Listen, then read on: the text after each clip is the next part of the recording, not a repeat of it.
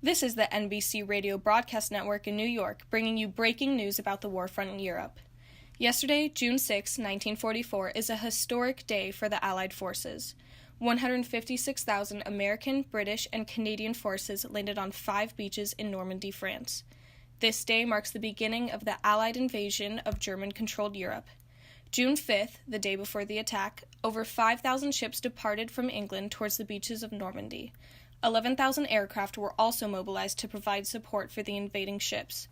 Before dawn on the day of the attack, thousands of paratroopers and glider troops landed behind enemy lines and secured bridges and exit roads. Later, over 150,000 Allied troops began storming the beaches. 15,000 Canadian troops landed at beach codenamed Juno.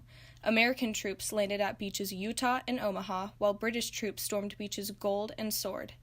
So far, only Juno and Gold Beach have been successfully secured, but as the fighting continues, it seems as though the Allies have the upper hand. Now we will switch over to Juliet and Normandy to hear more about the largest seaborne invasion the world has ever seen.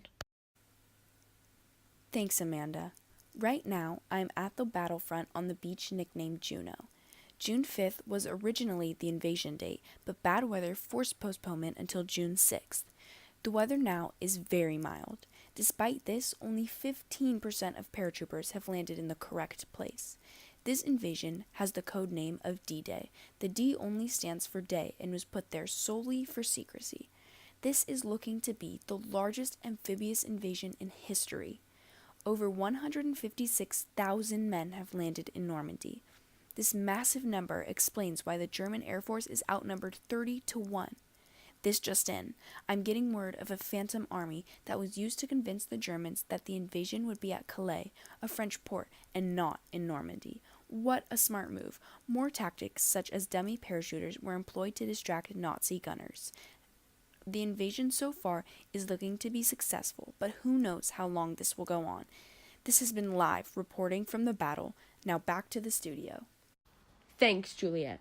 This Allied invasion of Nazi-occupied Europe was like no other. The attack took months of planning to accomplish.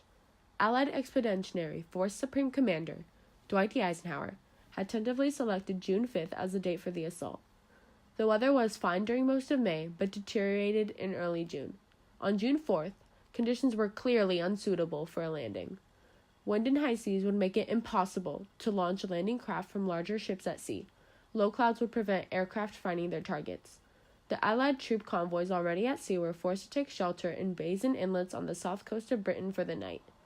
Luckily, by the strength of the Stag's forecast, commander of all land forces for the invasion, General Bernard Montgomery, and Eisenhower's Chief of Staff General Walter Bedell Smith wished to proceed with the invasion, and Eisenhower ordered it for it too.